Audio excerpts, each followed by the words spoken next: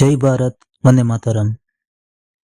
Israel ಹಾಗೂ Palestine ಎಂಬ ವಿಚಾರ ಬಂದಾಗ ಭಾರತ ತಟಸ್ಥವಾದ ನೀತಿಯನ್ನು ಅನುಸರಿಸುತ್ತಿದೆ. ಇನ್ನು ಇಸ್ರೇಲ್ ವಿಷಯಕ್ಕೆ ಬಂದ್ರೆ ಅದು ನಮ್ಮ ಮಿತ್ರ ರಾಷ್ಟ್ರನೂ ಹೌದು.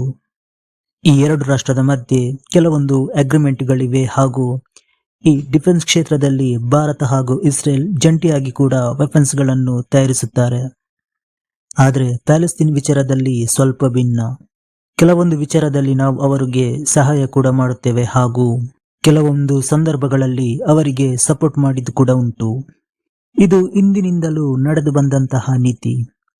ಇನ್ನು ಪ್ಯಾಲೆಸ್ತೀನ್ನಲ್ಲಿರುವ ಉಗ್ರಗಾಮಿಗಳನ್ನು ಭಾರತ ಇದುವರೆಗೆ ಉಗ್ರಗಾಮಿಗಳ ಗುಂಪು ಅಂತ ಒಪ್ಪಿಕೊಂಡಿಲ್ಲ ಹಾಗೂ ಇಸ್ರೇಲ್ ಹಾಗೂ ಭಾರತ ಜೊತೆಗಿನ ಸಂಬಂಧ ಕೂಡ ಚೆನ್ನಾಗೇ ಇದೆ.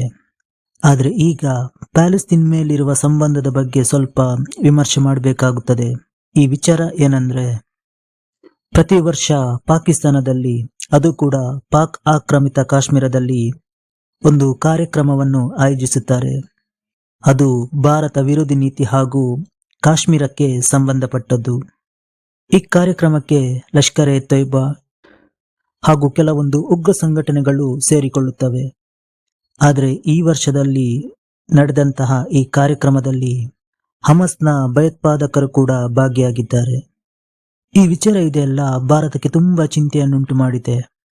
ಇನ್ನು ಹಮಸ್ಗೂ ಭಾರತಕ್ಕೂ ಯಾವುದೇ ರೀತಿಯ ಸಂಬಂಧವಿಲ್ಲ, ಯಾವುದೇ ರೀತಿಯ ಗಡಿಭಾಗಗಳನ್ನು ಕೂಡ ಹಂಚಿಕೊಂಡಿಲ್ಲ.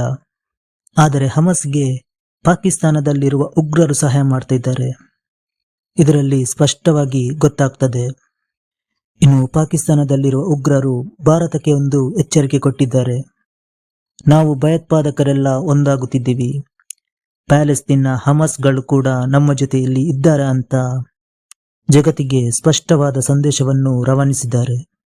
ಇಲ್ಲಿ ಭಾರತ ಯಾಕೆ ಚಿಂತೆ ಮಾಡ್ತಿದೆ ಅಂದರೆ, ಪಾಕಿಸ್ತಾನದಲ್ಲಿ ತುಂಬಾ ಉಗ್ರ ಸಂಘಟನೆಗಳಿವೆ, ಅದರ ಜೊತೆಗೆ ಈ ಹಮಸ್ ಕೂಡ ಸೇರಿದೆ. ಆಗ ಭಾರತ ಹಾಗೂ ಪ್ಯಾಲೆಸ್ತೀನ್ ಎರಡು ರಾಷ್ಟ್ರಗಳ ಮಧ್ಯೆ ಸ್ವಲ್ಪ ಮನಸ್ತಾಪ ಉಂಟಾಗಬಹುದು.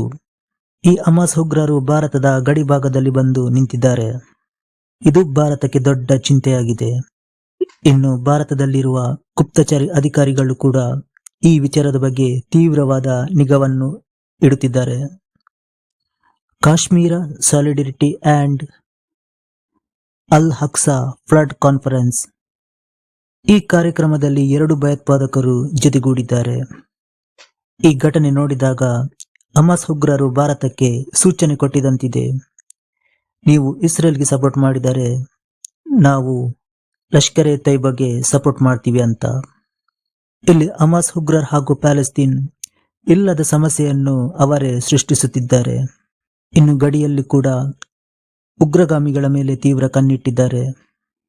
ಈ ಹಮಸ್ ಭಾರತ ವಿರುದ್ಧ ಏನಾದರೂ ಷಡ್ಯಂತ್ರ ರಚಿಸಲು ಮುಂದಾದರೆ ಭಾರತ ಅವರ ವಿರುದ್ಧ ಕ್ರಮ ಕೈಗೊಳ್ಳಲು ಹಿಂದೆ ಮುಂದೆ ನೋಡಲ್ಲ.